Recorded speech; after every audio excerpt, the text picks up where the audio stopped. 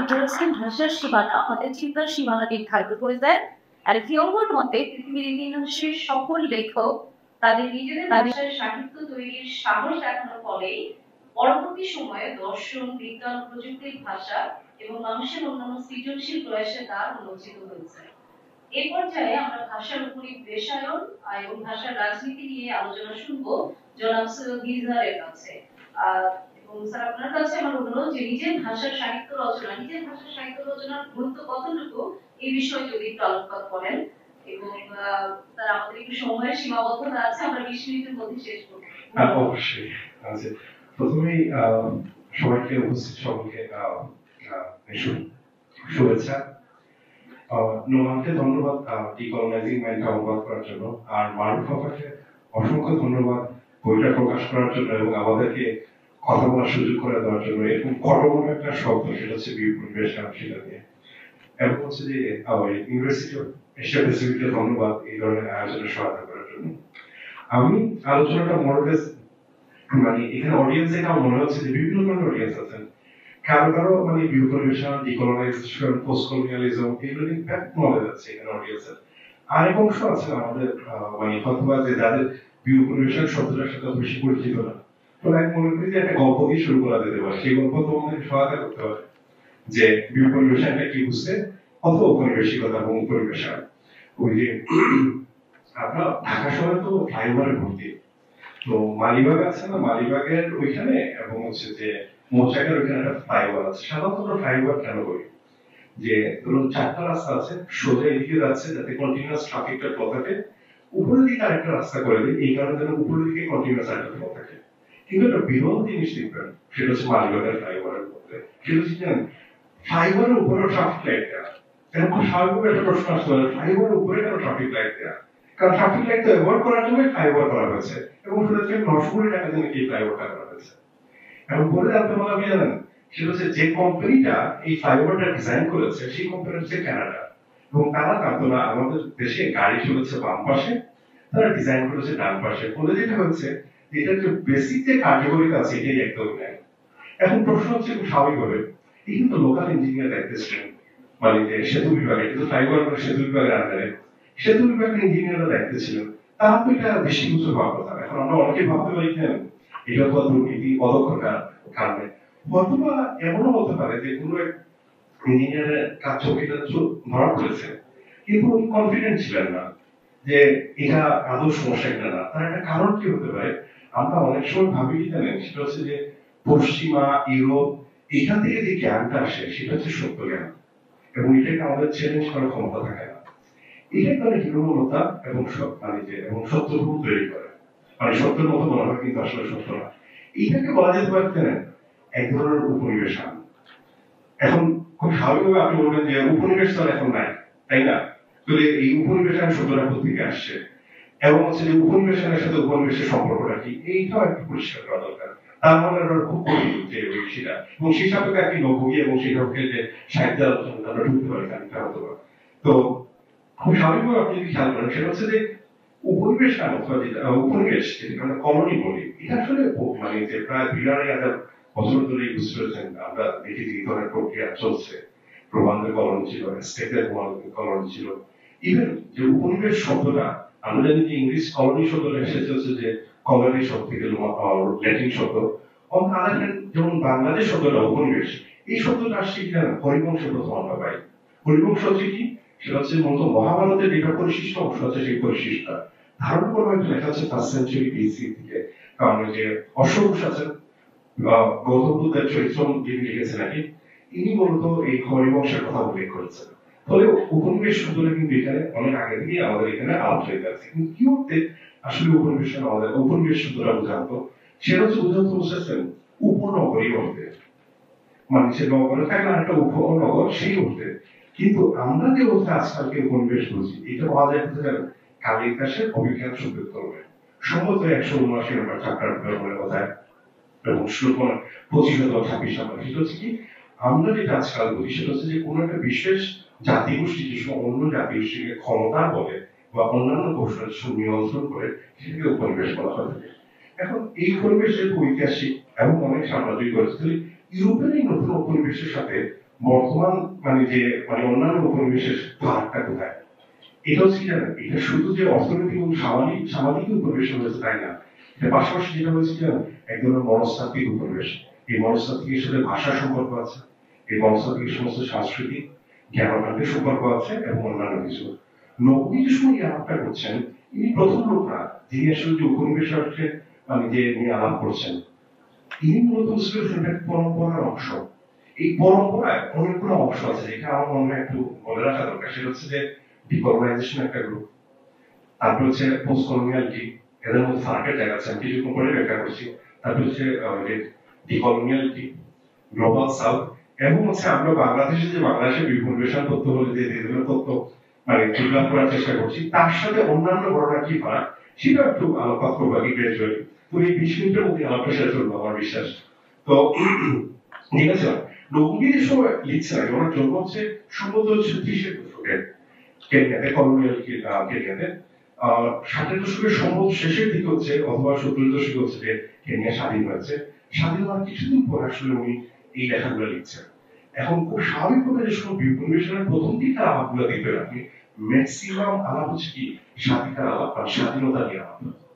কিন্তু স্বাধীন রাষ্ট্রগুলো যে দেশগুলো কলোনি থেকে মুক্তি পাওয়ার পরে স্বাধীন হওয়ার পরে কিন্তু যে স্বাধীন হয় না, এখানে কিন্তু পরোক্ষ উপনিবেশ জারি থাকে। এই বিষয়টাকে ডিফাইন করা হয়েছে উপনিবেশায়ন নামে, যেটাকে ইংরেজিতে কলোনাইজেশন। এটা খুব প্যারালাল আরেকটা শব্দ আছে, সেটা হচ্ছে কলোনিয়ালিটি। এই শব্দটা সাধারণত ব্যবহার করে থাকেন আজকাল মূলত 90-এর দশক পর থেকে আনিবাল কিহানো, ল্যাটিন আমেরিকার খুব নাম করা ঘটনা উপনিবেশায়ন এবং হচ্ছে যে অল্টার মিনালো। ওনারা যে অর্থ বলে থাকেন, আপনি যদি খেয়াল করেন যেসব দেশ উপনিবেশায়ন হয়েছে সেখানে অবভিয়াসলি আমরা বুঝলাম যে ইউরোপীয় জ্ঞানকাণ্ড লোকাল জ্ঞানকাণ্ডকে যে রিপ্লেস করেছে। কিন্তু যেসব দেশ আসলে ওই অর্থ উপনিবেশায়ন হয় নাই, কিন্তু সেখানেও তো ইউরোপিয়ান জ্ঞানকাণ্ড যে হাজির হয়েছে, তাদের আপনি অ্যানালাইসিস কিভাবে করবেন? যেমন ধরুন চায়নার হংকং, ডেফিনেটলি ইউরোপিয়ান একটা কালচারাল একটা ইনফ্লুয়েন্স আছে, বাণিজ্যিক কেন্দ্র ছিল, ব্যাপকভাবে ইনফ্লুয়েন্স আছে। কিন্তু যে ইনার চায়না যেটা কি ইনার মঙ্গোলিয়া, ওইখানে তো উপনিবেশ হয়নি, ইউরোপ উপনিবেশ স্থাপন করেনি। তাহলে সেইখানেও কিভাবে থাকে না যে উপনিবেশিক ইউরোপিয়ান জ্ঞানকাণ্ড যে হাজির হলো, সেটাকে আমরা বলছি কলোনিয়ালিটি, যেটাকে আমরা বলতে পারি উপনিবেশিকতা টার্ম দিয়ে হয়তো প্রকাশ করছি। তার মানে হচ্ছে যে উপনিবেশের কথার সাথে উপনিবেশের ফারাক হচ্ছে কি, যেসব রাষ্ট্র উপনিবেশ প্রতিষ্ঠিত হয়েছিল তার মধ্যে যে মনস্তাত্ত্বিক প্রক্রিয়া যায় থাকে উপনিবেশ। আর যেসব দেশের হয়তো সরাসরি উপনিবেশ স্থাপনই হয় কিন্তু আধুনিকতা নামে ইউরোপিয়ান জ্ঞানকাণ্ড যে হাজির হলো, সেটা হচ্ছে যে কি উপনিবেশিকতা। এখন খুব স্বাভাবিক একটা প্রশ্ন আসে, যে নবী সময় আলাপ করছেন এবং যে ভাষার সাথে সম্পর্ক স্থাপন করছেন, তাদের গুরুত্বপূর্ণ কারণ কি একটু আগে যে বক্তারা আপনার বলছিলেন নাকি, আমি একটু পরিপূরকভাবে বলি। সেটা হচ্ছে যে আমরা যে দেখি এখানে অনেকেই ভাবে সায়েন্স ব্যাকগ্রাউন্ডের লোকজন আছেন এবং অনেকেই ভাবে যে এইসব আলাপকারীরা ম্যাক্সিমাম হচ্ছে সাহিত্যের লোকের করে, আদৌ কি বুঝতে পেরেছেন ভাষা আমাদের জগৎ দীক্ষাকে প্রভাবিত করে কিনা, তা নিয়ে আমাদের ব্যাপক সন্দেহ থাকতে পারে। তবে আমি কিছু দুই একটা উদাহরণ দিতে আমাদের বুঝতে অসুবিধা হতে পারে। যেমন মনে করুন, সেটা হচ্ছে যে আমরা অনেকেই জানি সেটা হচ্ছে রঙের বিষয়। যেমন আজকালকে যে যেমন মনে করুন যে রাশিয়ান ভাষায় নীল রঙের জন্য দুটো শব্দ আছে, একটা হচ্ছে সিনি, একটা হচ্ছে গুলবয়। সিনি হচ্ছে কি জানেন, যে লাইট ডার্ক ব্লু কালার, এবং গুলবয় হচ্ছে হালকা ব্লু কালার।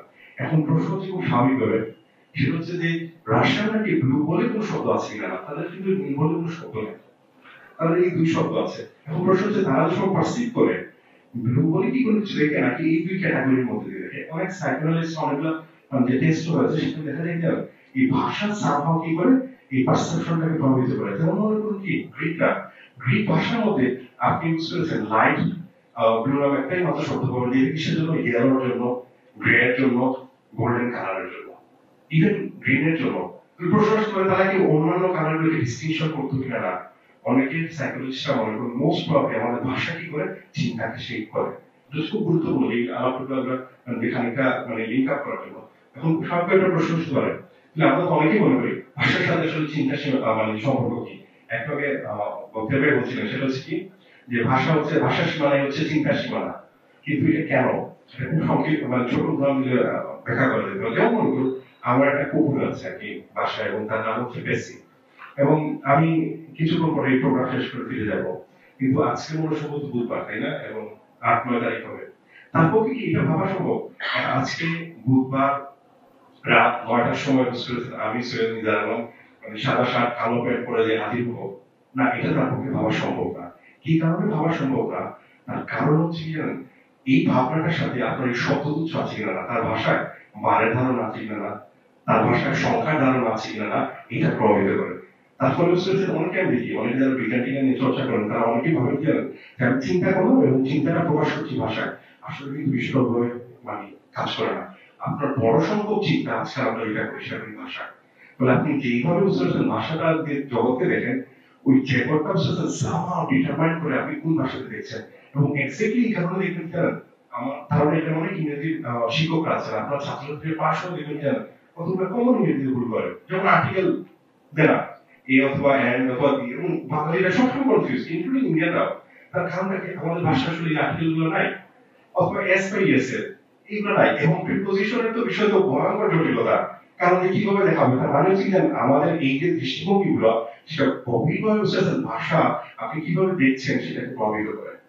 প্রথম বিষয়টা প্রশ্ন হচ্ছে, আপনি যদি ভাষাকে রিপ্লেস করেন তাহলে আসলে কি ঘটে, মানে নতুন ভাষা আপনি, তবে প্রথম যেটা হচ্ছে আপনার যে চারপাশের যে অবজেক্ট এবং way of looking at the thing, ভাষা শুধু ভাষা না, যেগুলো আমরা জগৎকে দেখছি এই জগতের দৃষ্টিভঙ্গি হারিয়ে যায়, সেখানে প্রচুর নলেজ থাকে এবং হচ্ছে সেপারেশন ঘটে। এবং এটা হচ্ছে খুবই মানে যে মানে খুবই বেসিক লেভেলে জটিলাগারই কিভাবে হতে পারে সেটা আমি একটা উদাহরণ দিতে পারি। সেটা হচ্ছে রামমোহন রায়ের কাছ থেকে।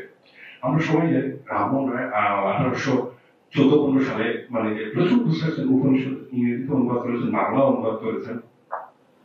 অনুবাদ হিসেবে উনি করছিলেন মজার কাজ, ওনার ব্যাপক আগ্রহ ছিল বেদান্ত দর্শন নিয়ে, বিশেষত শঙ্করাচার্যের জন্য উনি ব্যাপকভাবে প্রভাবিত। তো শঙ্করাচার্য দুটো শব্দ ব্যবহার করতেন, একটা হচ্ছে ব্যবহারিক সত্য, একটা হচ্ছে যে পরমার্থিক সত্য। আর এই ব্যবহারিক সত্যের সাথে একটা সম্পর্ক ছিল হচ্ছে বুঝতেছেন মায়া। এখন মানে যে রামমোহন রায় যে সময় এই শব্দগুলো ইংরেজি অনুবাদ করেছেন, উনি কি করলেন, ওই সময় কান্ট খুবই জনপ্রিয়, এই এলাকায় কান্ট পড়া শুরু হয়েছে। ইমানুয়েল কান্ট মূলত দুটো শব্দ ব্যবহার করছেন, সেটা হচ্ছে ফেনোমেনন এবং নমেনন, দুটোই একই শব্দ, যেটা ইংরেজি ট্রান্সলেশন করলে অনেকটা হয় অ্যাপিয়ারেন্স মানে ফেনোমেনন, এবং নমেনন হচ্ছে রিয়েলিটি, অবজেক্ট ইটসেলফ। এখন উনি কি করলেন বুঝতে পেরেছেন, ওই অনুবাদ করার সময় যে ক্যাটাগরিতে দেখছেন সেটা হচ্ছে কি দেখছেন এই কানসেপ্ট ক্যাটাগরিতে, একটা হচ্ছে কি প্রতিভাস, আমরা যারা চোখের সামনে যেভাবে দেখি, আর একটা হচ্ছে বস্তু। কিন্তু মজার বিষয় হচ্ছে কি জানেন, আমাদের এই এলাকা আসলে ব্যবহারিক জ্ঞান মায়া অথবা হচ্ছে পরমার্থ পুরোভাবে বুঝতেছেন নমিনাল এবং ফেনোমেনন ক্যাটাগরিতে দেখাই যায় না। কি কারণে আমি ছোট উদাহরণ দিই, কারণ হচ্ছে ব্যবহারিক জ্ঞানটা খুবই জটিল। মায়া কি আপনার ইলিউশন হতে পারে, তাই না, দৃষ্টিভঙ্গ, এগুলোকে মায়া বলা যেতে পারে। এগুলো হচ্ছে কি, আমি সাপকে দড়ি পাবো, দৌড়কে শাড়ি পাবো, যে দড়িকে সাপ পাবো, সাপকে দড়ি পাবো, তাকে না, এটা কি যদি দড়ি ভেবে আমি তুলছি এবং এটা যদি সাপ থেকে আপনাকে কামড় দিবে, তখন আমি বুঝতে পারবো এটা আমি সাপই ধরেছিলাম, দড়ি না। কিন্তু ব্যবহারিক জ্ঞানটা কি, ব্যবহারিক হচ্ছে টাকা, যেমন কি টাকা একটা কনসেপ্ট, এটা কিন্তু কোথাও কি বুঝে টুঝে পাওয়া যায়। আমরা যদি বাংলাদেশ ব্যাংকের গভর্নরকে আসানের স্পন্সরশিপ দিয়ে বলি যে আমাকে 1000 টাকা দেন, নোটের মধ্যে লেখা থাকে না, চাইলে মাত্র আমাকে 1000 টাকা দিতে বাধ্য থাকবে, তখন কি সেটা আমার পক্ষে দেওয়া সম্ভব না? এটা একটা কনসেপ্ট না, এটা মোর রিয়েল, কিসের মতো বুঝতেছেন, রিয়েলের মতো। মানে এক ধরনের আজকাল অনেকে এটাকে মানে যে সোশ্যাল কনস্ট্রাকশন বা কনসেপচুয়াল কনস্ট্রাকশন হিসেবে দেখেন। এবং এখানে যারা শিক্ষার্থী বন্ধু বান্ধবরা আছেন, আপনাদের জন্য মার্কস, যেমন আপনার মার্কসের জন্য থাকেন, অনেক সকালে ক্লাসে আসেন, পড়াশোনা করেন এবং হচ্ছে যে একটা জিপিএ পান, এটা অনেকটা কি জানেন, এটাও এক ধরনের যে একটা কনসেপ্ট, এটা সৃষ্টিশীল না, এটা হচ্ছে আপনি নাম্বারটাকে গুরুত্ব দেন, আর আমরা শিক্ষকরা বসে নিয়ন্ত্রণ করি যে ইনফ্লেশন যাতে না হয়, তারা সবাই নাম্বার ভেঙে দিয়ে বসে থাকতাম, তাই না? ওখানে এইভাবে বুঝতেছেন নিয়ন্ত্রণ করা হয়ে থাকে। এগুলো কি সব কনসেপচুয়াল স্কিমা, এটা কখনোই আপনি নমিনাল এবং ফেনোমেননের ক্যাটাগরিতে দেখতে পারবেন না। কিন্তু রামমোহন রায় কি করলেন বুঝতে পুরা এই ব্যবহারিক জ্ঞানের যে ইউনিকনেস আছে, এটা আমাদের সোসাইটির অনেকটা ইনসাইটকে বুঝতে পারা যাবে। এটা 12টা বাজে দিন কিভাবে যে সব অনুবাদ করছেন নমিনাল এবং ফেনোমেনন ক্যাটাগরিতে, তার মানে কি এইভাবে কি হতে পারে, আপনি জ্ঞান থেকে আপনি ডিসপ্লেস হতে পারেন। এবং অবভিয়াসলি প্রশ্ন আসে, তাহলে এখান থেকে উত্তরণের উপায় কি? এখন একটা মানে যে মানে অনেকের কাছে প্রথম যে আর্লি ফেজটা আমরা দেখবো সেটা হচ্ছে কি, যে প্রথমত যে এই উপনিবেশ থেকে উপনিবেশনে যাওয়ার সাথে যেন অদ্ভুতভাবে একটা সম্পর্ক আছে কি, সেটা হচ্ছে আমরা একদম বুঝতে পেরেছেন অনেকে মনে করেন পাস্টে ফিরে যেতে চান, যে আপনার আসলে মানে যে বক্তব্য এখানটা বলতে যাচ্ছিলেন এবং নোমানো মানে যে কাইন্ডটা সেটা হচ্ছে পাস্টে ফিরে যাওয়া, সেটা হচ্ছে ইমাজিনারি পাস্ট, এমন একটা অতীত আছে সেই অতীতে ফিরে যাওয়া এটা। এবং এই ধরনের ডিক্লারেশন বুঝতে নতুন না, ইভেন গান্ধীর মধ্যে বুঝতে যে সময় রামরাজত্ব বলেন, এটা কিন্তু ওই ধরনেরই আইডি, সেটা হচ্ছে আপনি ইমাজিনারি পাস্টে ফিরে যেতে চান। এখন এই যে ইমাজিনারি পাস্টে ফিরে যাওয়া যায় না, এই দিনে দুর্দান্ত একটা গল্প বলা যায় সালমান রশিদ মানে ইমাজিনারি হোমল্যান্ড হয়ে আছে। যেমন হচ্ছে মনে করুন আমরা অনেকেই রাস্তায় যখন বের হই না, পাঁচমিশালি আচার থাকে। এখন আপনি যদি কেউ পাঁচমিশালি আচার দিন, চৈতাও থাকে, আমও থাকে, তারপরে জলপাইও থাকে, অনেক কিছু থাকে। এখন আপনি যদি মনে করেন শুধুমাত্র চোখটাই খাবেন বুঝতেছেন পাঁচমিশালি আচার থেকে, সম্ভব? সম্ভব না। আমাদের এন্টায়ার পাঁচ কি ধরনের আছে বুঝতেছেন অতপ্রতভাবে জড়িয়ে আছে একটার সাথে আরেকটা। ধরুন আপনি পাঁচ থেকে বিশেষায়িত যে পাঁচটা আপনি ইমাজিনারি পাঁচ তৈরি করছেন, এটা আসলে আপনার পাঁচটা পাঁচ থেকে ছেঁকে তৈরি করা একজন বিশেষ ইমাজিনারি পাঁচ। এবং এই ধরনের পাঁচটার ধারণা গণ অভ্যুত্থান পরবর্তী সময় কিন্তু আমরা ফেস করছি আজকাল, অনেক আলোচনার মধ্যে এগুলো খেয়াল করছি। অন্যদিকে আরেকটা বিষয় হচ্ছে জানেন, বিপরিবেশের সাথে খুবই অতপ্রতভাবে জড়িত আছে কিসের সম্পর্ক, সেটা হচ্ছে জাতীয়তাবাদের। এখন এটা বিপরিবেশের ইনহেরিটেড সমস্যা, যে কোনো বিপরিবেশন তিনটা জিনিসের মধ্যে তাকে নেভিগেট করতে হয়। মানে যে কোনো জায়গায় ফিরে হোক, সেটা মানে যে আফ্রিকান হোক, অস্ট্রেলিয়া যে ল্যাটিন আমেরিকান হোক, অথবা হচ্ছে যে অস্ট্রেলিয়ান এবং নিউজিল্যান্ড, সেখানে হোক না কেন, সেটা হচ্ছে কিসের মধ্যে নেভিগেট করতে হবে। একটা হচ্ছে আধুনিকতা প্রশ্ন, আরেকটা হচ্ছে আপনার রয়েছেন মানে ঐতিহ্যের প্রশ্ন, এবং আরেকটা হচ্ছে জাতীয়তাবাদ। এটা খুবই অভিজ্ঞত হবে এবং কিভাবে এই সম্পর্কগুলোকে আপনি অ্যাড্রেস করবেন। এবং খুব স্বাভাবিক প্রশ্ন আসে, আর্লি ডিকলোনিয়ালিস্ট যারা ছিলেন তারা লার্জলি বুঝতে পেরেছেন, দেখেছি এটা সহজ সমাধান হচ্ছে ফিরে যাওয়া জাতীয়তাবাদের দিকে। ফলে আর আমরা সবাই জানি জাতীয়তাবাদের সম্পর্কগুলো কি কি। জাতীয়তাবাদ সেটা হচ্ছে কি, আপনি রাষ্ট্র স্বাধীন হওয়ার জন্য এটা খুব গুরুত্বপূর্ণ স্ট্র্যাটেজিক অ্যাপারেটাস হিসেবে কাজ করতে পারে, কিন্তু স্বাধীন হওয়ার পরে বুঝতে পেরেছেন যে কি নিজে ইটসেলফ কি বোঝা হয়ে দাঁড়াতে পারে, কি করতে পারে, অন্যান্য ক্ষুদ্র যে জাতি গোষ্ঠী আছে তাদেরকে নিপীড়নের হাত হিসেবে ব্যবহার করতে পারে। এবং মানে যে এটা নিয়ে একটা গল্প বলা যেতে পারে। আপনারা হয়তো ভাবছেন আমি বারবার কেন বিভিন্ন জায়গা থেকে গল্পটা আনছি, কারণ মনে হচ্ছে যে এটা বেশি থিওরিটিক্যাল আলোচনা থেকে আমি মানে থাকে না প্র্যাকটিক্যাল আলোচনা নিয়ে আসি। যেমন মনে করুন গৌতম বুদ্ধের মঞ্জুরিকা খুব মজার একটা গল্প আছে। তো এই আমাদের প্রেক্ষাপটে এই গল্পটা অন্য কনটেক্সট তৈরি হবে এখন। সেটা হচ্ছে কি, উনি বলছেন কি জানেন, যেমন মনে করুন খাল পার হওয়ার জন্য আপনার নৌকার দরকার আছে। খাল যে সব আপনি পার হয়ে গেলেন, ওই সময় যদি নৌকা মাথায় নিয়ে বসেছেন, নিয়ে হাঁটতে শুরু করেন, এটা বোঝা ছাড়া আর কিছু না। এখন আপনি হয়তো ভাবতে পারেন আমি আওয়ামী লীগের কথা বলছি, ভূতার সেটা না। মূলত হচ্ছে বুঝতে পারছেন আপনার রিয়েলিটি, সেটা হচ্ছে যে আপনি জাতির রাষ্ট্র গঠনের জন্য বুঝতে পেরেছেন আপনার কি, সেটা হচ্ছে যে আপনার অবভিয়াসলি বুঝতে পারছেন একজন জাতীয়তাবাদ কি স্ট্র্যাটেজিক অ্যাপারেটাস হিসেবে কাজ করতে পারে, এখন থিওরিটিক্যালি যেরকম কাজ করতে পারে, এট দ্য সেম টাইম কাজ করতে গিয়ে ন্যাশনাল ফর্ম করার জন্য। কিন্তু যে সময় রাষ্ট্র স্বাধীন হয়ে গেছে, তখন বুঝতে পারছেন সেখানকার সব নাগরিকগুলো কি, কেউ জন্মসূত্র নাগরিক হোক, বৈবাহিক সূত্র নাগরিক হোক, অথবা গঠন নিজের মুখে বুঝতে পারছেন যে উপহার সূত্র নাগরিক হোক, এদের সবাই কি সমাধিকার আছে বলে আপনি কাউকে এক্সক্লুড করতে পারেন না। ফলে এই ধরনের জাতীয়তাবাদী যেসব বিপরিবেশন বিষয়ে আমরা খুব সহজে একটা গল্প বলি, সেটা হচ্ছে কি জানেন, সেটা একটা জেন গল্প। মানে এক জেন মাস্টার বুঝতেছেন তার শিষ্যের সাথে যাচ্ছিলেন, হঠাৎ দেখলেন কি জানেন, কাদার মধ্যে বুঝতেছেন, কাদার কারণে দাঁড়িয়ে আছে কি মনে পড়া এক এশিয়া। তো সাধারণত মানে কি মূলত করলে খুবই দামি এবং এক্সপেন্সিভ, এশিয়ার যেটা করে কাঠের একটা উঁচু হিলের মতো জুতা পরে রাখে। এখন যেটা হচ্ছে ওই হিলটা যথেষ্ট সময় কাদা দিয়ে হেঁটে যাওয়ার জন্য। তখন যে সময় জেন মাস্টার আসতেছিলেন এবং তার সাথে তার শিষ্য, উনি তাকে কি করলেন, সেটা হচ্ছে যে কুলে তুলে এই কাদাটা পার করে রাখিয়ে রেখে দিয়ে সরে এলেন। এখন এরপরে বেশ কিছুক্ষণ হাঁটার পরে ওনার যে শিষ্য তাকে বলতেছেন যে গুরু, আমাদের ধর্মে তো নারীকে স্পর্শ করা যায় না, আপনি যে নারীকে স্পর্শ করলেন। তখন ওই জেন মাস্টারকে বলতেছেন, আমি তো ওই নারীকে ওই যে খালের পাড়ে রেখে এসেছি, আপনি তো এখনো তাকে মাথায় নিয়ে বলছেন। যারা জাতীয়তাবাদের দৃষ্টিভঙ্গি থেকে বুঝতে পেরেছেন আপনি বিপরিবেশন বুঝতে চান, মানে এই ধরনের চিন্তা আসলে যত তাড়াতাড়ি আপনি মাথা থেকে নামাতে পারবেন, তত বুঝতেছেন রাষ্ট্রের অন্যান্য লোকদের শান্তি এবং যে সমৃদ্ধির দিকে নিয়ে যাওয়াটা সম্ভব হবে। এটা হচ্ছে এটা। এখন পরবর্তী একটু বিষয় বলে রাখি, সেটা হচ্ছে যে মানে বিপরিবেশনের সাথে পোস্ট কলোনিয়ালিজম ডিফারেন্স থাকি, এবং সেই সাথে হচ্ছে যে কিসের ডিফারেন্সটা ওই যে গ্লোবাল সাউথ এবং আমাদের বাংলাদেশের বিপরিবেশন তথ্য নিয়ে যেসব আলাপ পাচ্ছে, হচ্ছে ডিকলোনাইজেশনের সবসময় বিশ্লেষণের জন্য স্থানীয়তা আছে। যারা ডিকলোনাইজেশন লাভ করবে তারা কোনো একটা স্পেশাল স্পেসকে ওন করে, এবং এট দ্য সেম টাইম সত্য বিষয়ে তাদের অবস্থা কি জানেন, ওনারা মনে করেন জ্ঞানের জন্য আপনি সত্য লাভ করতে পারেন। ফলে আপনারা কেউ ঐতিহ্যে ফিরে যাচ্ছেন অথবা কোন ধরনের সোসাইটির মধ্যে সত্য বুঝতে পারছেন। কিন্তু অন্য আদার হ্যান্ড পোস্ট কলোনিয়ালিস্ট ছিল কারা, পোস্ট কলোনিয়ালিস্ট হচ্ছে যারা বুঝতে পেরেছেন এরা লার্জলি কনস্ট্রাকচারালিজম দ্বারা ইন্সপায়ার্ড এদের কোনো স্পেশাল ইউজেস কোন জায়গায় লোকেটেবল না, লার্জলি ওয়েস্টার্ন একাডেমির মধ্যে লোকেটেবল, এবং কোনো ল্যান্ডকে তারা ইউজেস কোন করে তা না। এবং at the same time post স্ট্রাকচারালিজমের মতো ওনাদের পজিশন হচ্ছে কি, সেটা হচ্ছে যে সত্য বিষয় এগুলো বহুত্ববাদী মতামত আছে তাদের। ফলে দুই ধরনের বিষয়ে আগ্রহী হন। ইকোনমিক্স অবভিয়াসলি ইকোনমি নিয়ে, তারপরে সভারেন্টি প্রশ্ন নিয়ে, তারপরে হচ্ছে যে কালচার নিয়ে, মানে হিস্ট্রি নিয়ে, এইসব বিষয় নিয়ে অনেকে মানে আগ্রহী হবে। অন্য আদার সেটা হচ্ছে যে কিসের পোস্ট কলোনিয়ালিস্ট যারা, তারা অনেক সময় আগ্রহ হচ্ছে রিপ্রেজেন্টেশন পলিটিক্স, ওরিয়েন্টালিজম সাইডের দারুণভাবে রিপ্রেজেন্টেশন পলিটিক্স আনা হয়েছে। এটা কাকে সমৃদ্ধ করেছে? অনেক বেশি সমৃদ্ধ করেছে ইউরোপের পোস্ট স্ট্রাকচারালিস্ট ডিসকাশনকে। মানে যে আপনি তাল আসাদকে ধরুন, এটা কতটাই বা আমাদেরকে সমৃদ্ধ করেছে, তার চেয়ে বেশি করেছে কি ইউরোপের এই ডিসকাশন গুলোকে। আপনি পোস্ট কলোনিয়ালিস্টের অনেকেই আলাপ আলোচনা সমৃদ্ধ করে, এবং ডায়াসপোরা যেহেতু ওরা মানে যেগুলো মানে যেগুলো মানে ইউরোপ বা আমেরিকা করে ডায়াসপোরা কোয়েশ্চেন করানো গুরুত্বপূর্ণ। এখন একটু স্পেশালি বলি যে গ্লোবাল সাউথ খানা, গ্লোবাল সাউথ লার্জলি হচ্ছে যে নন অ্যালাইনমেন্ট মুভমেন্ট এবং হচ্ছে যে মূলত কি থার্ড ওয়ার্ল্ড, এদের যে অংশটা মানে এদেরকে হচ্ছে গ্লোবাল পলিটিক্স বা গ্লোবাল অর্ডার যাদেরকে রিপ্রেজেন্ট করা হয় থাকে। ইনিশিয়ালি এটা হাইলি পলিটিক্যাল স্কুল ছিল, আর বর্তমানে হচ্ছেন আর্নেস্ট সোসাদের কারণে পর্তুগিজ স্কলার, তারা মূলত হচ্ছে মানে যে গ্লোবাল সাউথে হচ্ছে এপিস্টেমোলজি ডেভেলপ করার চেষ্টা করছেন। ফলে এই সাউথের প্রশ্ন আসছে কোথা থেকে? নর্থ হচ্ছে স্ক্যান্ডিনেভিয়ান কান্ট্রি, ওইদিকে হচ্ছে সাউথের দিকে আফ্রিকা, এই বিভাজনের জায়গা থেকে দেখা হবে। এখন আমি জাস্ট ব্রিফলি মানে 2-3 মিনিট মানে বের করবো, সেটা হচ্ছে বাংলাদেশের বিউপনিবেশন তথ্য নিয়ে।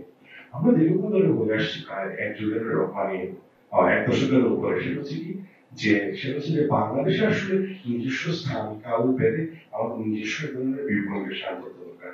এটা অবশ্যই কি জাতীয়তাবাদী কোনো প্রকল্প না, প্রথম একটা বিষয়। ধরুন যেটা হচ্ছে যে মানে ধরে স্বাভাবিক একটা প্রশ্ন তৈরি হয়, যে প্রশ্ন হচ্ছে যে আমরা কি ধরনের বুঝতে পারছি, এটা কি হিস্টোরিয়ান যেভাবে বুঝতে হিস্ট্রিকে ইন্টারগ্রেট করে সেই প্রক্রিয়া যাবে? আমরা বলছি না, আমাদের যাওয়া হচ্ছে দেশের প্রবলেম সেন্ট্রিক থেকে। মানে আপনার সোসাইটিতে উপনিবেশের কারণে আপনার সোসাইটি অনেক কিছু হয়েছে, কিছু ভালো জিনিস সাথে অনেক কিছু সাইড এফেক্ট হয়েছে, যেটা আপনার সমস্যাগুলোকে বুঝতে পেরেছেন যে সমাধান করার জন্য আপনি সব ইন্টারগ্রেট করবে সেই জায়গায়। তার মানে হচ্ছে বাংলাদেশের বিউপনিবেশন তো লার্জলি অ্যাপ্রোচ করেছে প্রবলেম সেন্ট্রিক করে, যেটা আমরা করার চেষ্টা করছি। মনে করি এটা কি আমরা আসলে অনেকেই লিখছি, আমরা লেখাটা শুরু করি কি নিয়ে? বাংলাদেশের বর্তমানের সমস্যা নিয়ে। যেমন কোনো বিশ্ববিদ্যালয় বাংলাদেশের বর্তমানের সমস্যা কি সেটা নিয়ে শুরু করছে আমরা। এটা না বুঝতে পেরেছেন আপনার নালন্দার কি সুবিধা ছিল, অথবা বিশ্বভারতী আমাদের কি কি বিকল্প দিয়েছে, অথবা ইউরোপে কি আছে সেটা না, আমাদের এখানকার কি সমস্যা সেটা যখন আমরা জেনারেলিস্টিক্যালি স্টাডি করি সমস্যাটা বোঝার জন্য, তখন হচ্ছে কি উপনিবেশের সাথে একটা কানেকশন নিয়ে নিতে হয়। সেটা থেকে বুঝতেন বের হওয়ার যে প্রকল্পগুলো, সেটা হয়তো কি আপনার ঐতিহ্য থেকে ইন্সপায়ারেশন থাকতে পারবে, আর এটা সলিউশনও না হতে পারে। বলে আপনি কি সেটা হচ্ছে আপনার বর্তমানে সমস্যা সাক্ষীটা, এটা আপনি কি করতেন এটিকে আধুনিকতা বা ওভারকাম করতে সহায়তা করে, কারণ কৌশলে আপনি আপনার সমস্যার সমাধান করছেন। এট দ্য সেম টাইম জানেন আপনি ভবিষ্যতের দিকে যাওয়ার সলিউশনের একটা গাইডলাইন তৈরি করে রাখি। তো আমি এখানেই আলোচনা শেষ করছি। ধন্যবাদ সবাইকে। অসম্ভব সুন্দর আলোচনার জন্য অসংখ্য ধন্যবাদ। এমন বিদগ্ধ সুবক্তা সবাইকে এক মঞ্চে পাওয়াটাও আমাদের জন্য বিশাল সৌভাগ্যের ব্যাপার। তো আমি বিউপনিবেশন নিয়ে খুব বেশি জানি না, কিন্তু আজকের আলোচনায় আমার একটা প্রশ্ন মনে এসেছে, সেটা হচ্ছে যে নতুন ভাষা শিখলে মনোজগতের অনাবিষ্কৃত জায়গাগুলো বেশ খানিকটা অনাবৃত হয়। এখন একজন যদি অনেক দেশ ভ্রমণ করেন, অনেক ভাষা জানেন, অনেক সংস্কৃতি দ্বারা প্রভাবিত এবং অনেক কিছু অন্তঃস্থ করে নেন এবং নির্মিত হন অনেকটা স্বেচ্ছায়, এটিও কি মনোজাগতিক উপনিবেশায়ন?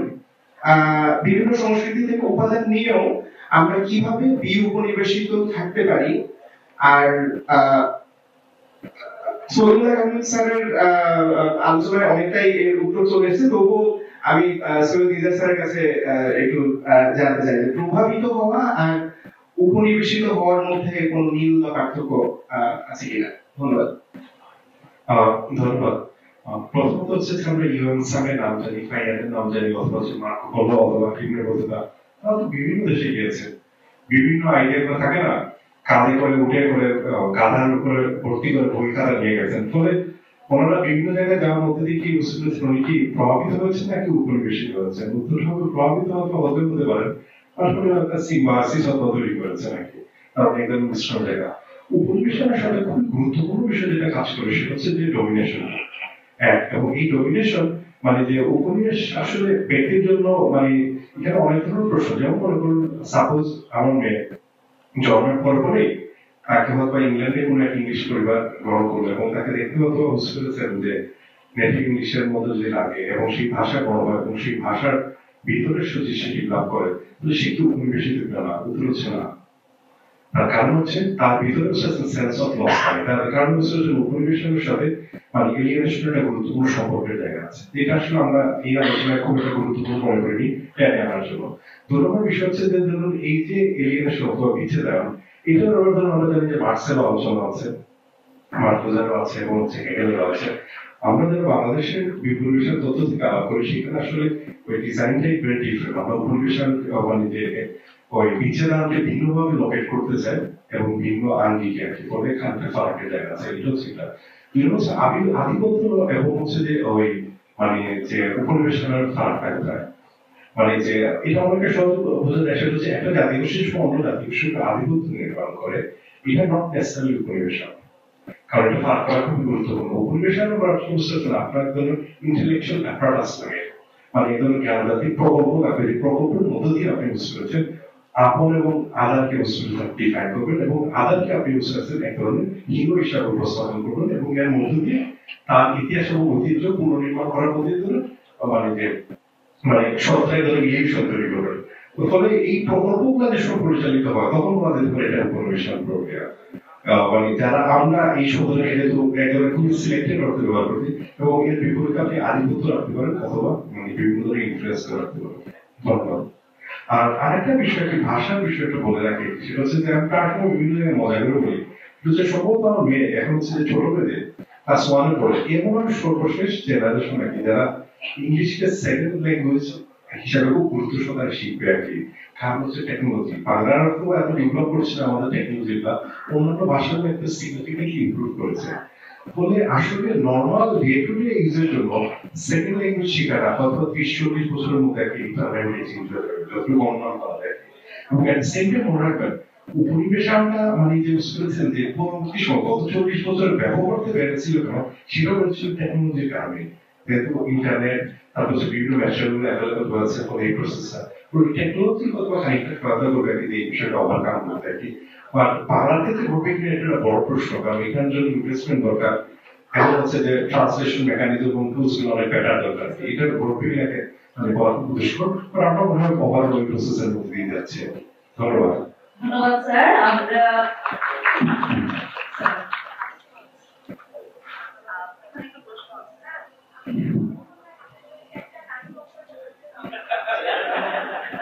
gender equality question